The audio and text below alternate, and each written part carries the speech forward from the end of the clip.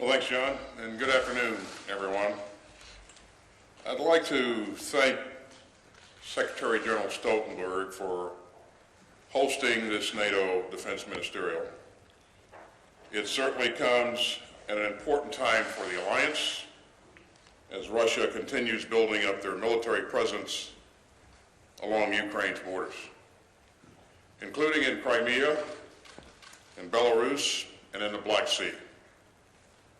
In many ways, this brings Russian troops right up to NATO's doorstep. So let me begin today by making clear that America's commitment to NATO and to Article 5 remains ironclad. As President Biden said a couple of days ago, we will, if we must, defend every inch of NATO territory. There's no reason, of course, that it should ever come to this. Just like there's no reason for Russia to again invade Ukraine. Ukraine does not threaten anyone, let alone its Russian neighbors. And yet, that is what Moscow would have us believe. And that is how Mr. Putin continues to justify his assembly of significant combat power.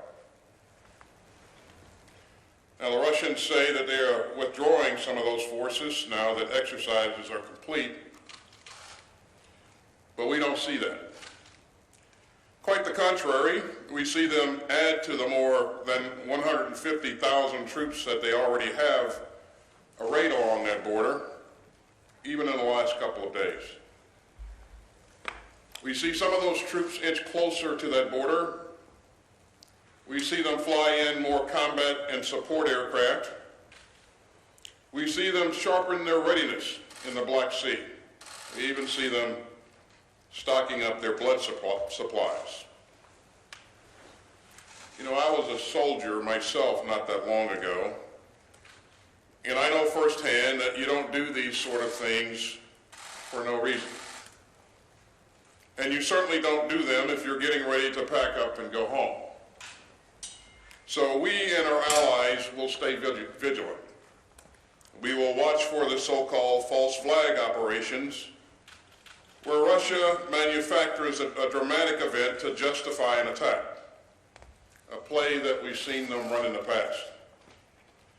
And we will continue to explore ways to enhance our readiness, as the United States and others have done with additional troop deployments to NATO's eastern flank. And we will closely match Russian words to Russian deeds, what they say to what they actually do. Of course, one thing that Mr. Putin says he wants to do is to engage in more dialogue. And as we have said all along, we would welcome that. We believe there's still time and space for diplomacy to work, and we are in lockstep with our allies and partners towards that end. A peaceful outcome that respects Ukraine's sovereignty and territorial integrity represents the best outcome for Ukraine, to be sure, but also for Russia and the Russian people. If Mr. Putin is serious about achieving that sort of outcome, he will find in the United States and in this alliance no better or more serious interlocutor. And if he's not, as his deeds thus far tend to indicate, it will be clear to the entire world that he started a war with diplomatic options left on the table. It will be Mr. Putin who will bear the responsibility for the suffering and the immense sacrifice that ensues. You know, I've been doing this for a long time, this business of national security.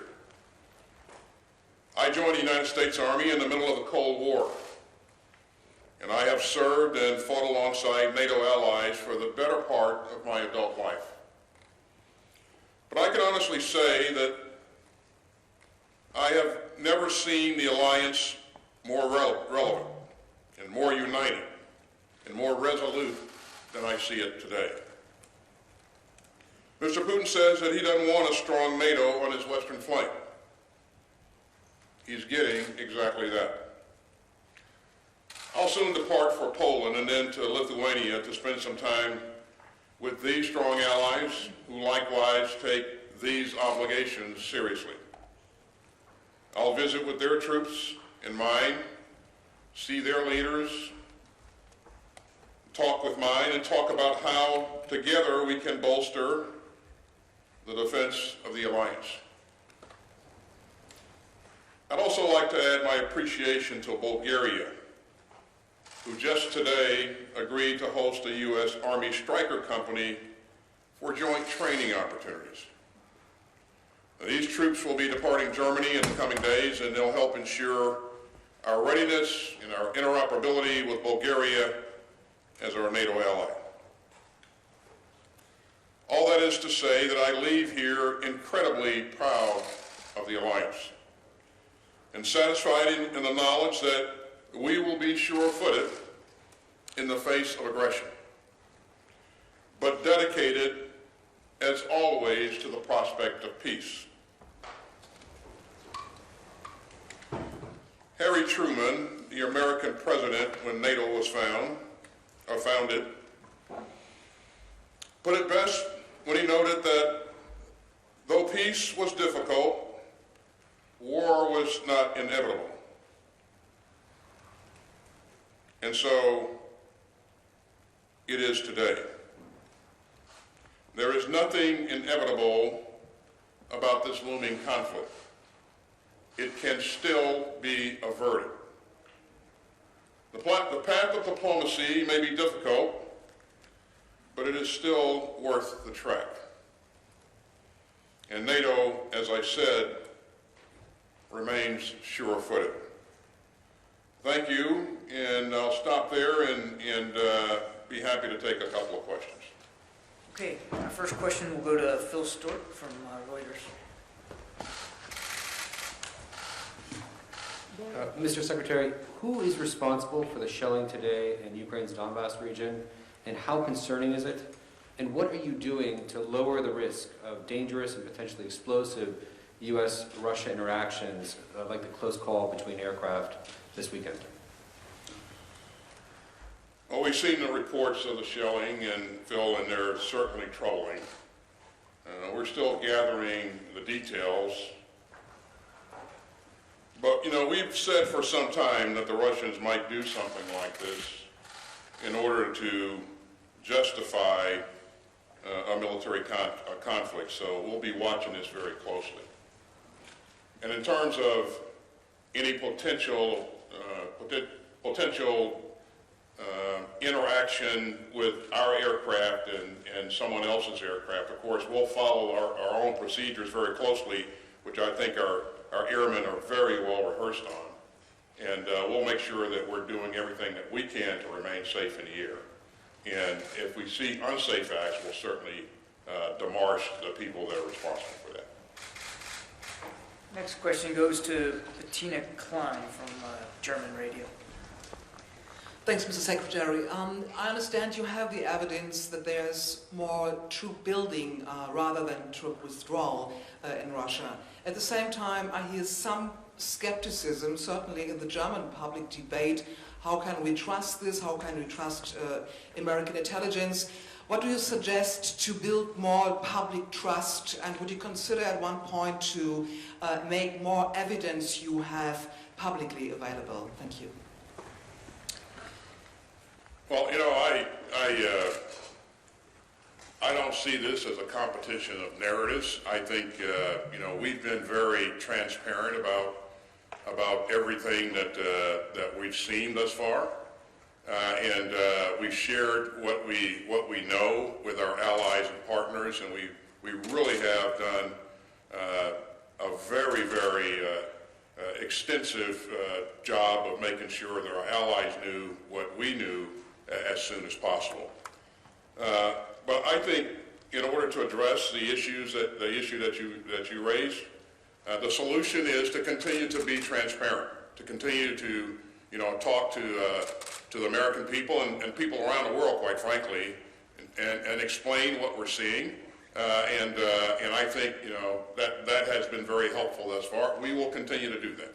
And we certainly endeavor to do that while we're in this conference this week. Next question goes to Carla Battle. Voice of Thank you for doing this. Ukraine is calling this week's cyber attack the largest in the country's history. Can you confirm whether Russia was behind this attack? And President Biden last month said that if something short of an invasion happens, like if Russia continued to use cyber attacks, the U.S. could respond in a similar way with cyber. So has the U.S. responded to the latest attack, and if not, why not? In terms of confirming whether or not this was Russia that was behind this, the intelligence community continues to assess what happened there. But I would just point out to you that this is a play taken out of his playbook. We would expect to see before any attack, we would expect to see cyber attacks, false flag activities, and a number of other things, increasing rhetoric in the information space, and we're beginning to see more and more of that. In terms of a response to the cyber attack, if someone attacks the United States of America, then certainly we will hold that element responsible or accountable. At this point, nobody, we haven't seen, we have not been attacked. NATO elements have not been attacked. So we'll leave it at that. Okay, last question today goes to Natalia Drozdiak from Bloomberg. Where are you, Natalia? There you are. Where are you? I'm here. Back. Thank you, Mr. Secretary, for the question. So some of these troops that we've seen Russia mass along Ukraine's border have come from very far parts of Russia's territory, including the Far East. So why do you think Russia feels comfortable enough to leave that border with China undefended? Does this represent a closer alliance between the two? Thank you. Well, certainly I can't speak to the strength of that alliance. What I can say, I'm not sure it infers anything at all. But we did note with alarm China's tacit approval of Putin's activities here in the region. So I'm not sure that we can make any kind of direct inference from what you just raised, but certainly those are things that we'll continue to watch going forward. But I think you raised a very, very interesting and important question. Thanks. Okay, thanks everybody. That concludes today's presser. Appreciate it very much. Thank you.